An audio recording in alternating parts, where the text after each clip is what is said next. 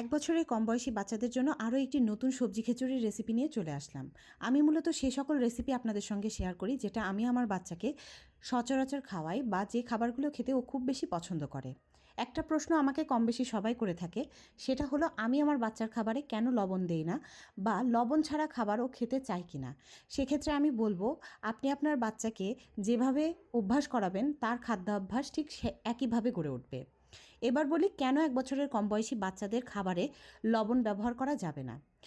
এক বছরের কম বয়সী বাচ্চারা সচরাচর ফর্মুলা মিল্ক বা ব্রেস্ট মিল্ক খেয়ে থাকে, যেটা থেকে তাদের প্রয়োজনীয় পরিমাণে সোডিয়াম তারা পেয়ে যায়।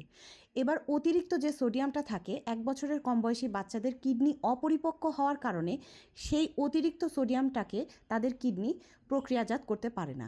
সেজন্য তাদের নানা রকমের রোগের ঝুঁকি থাকে, যেরকম উচ্চ রক্তচাপ বা হৃদরোগের ঝুঁকি থাকে। এছাড়াও কিছু বাচ্চা অতিরিক্ত নোনতা খাবারের প্রতি আগ্রহী হয়ে ওঠে,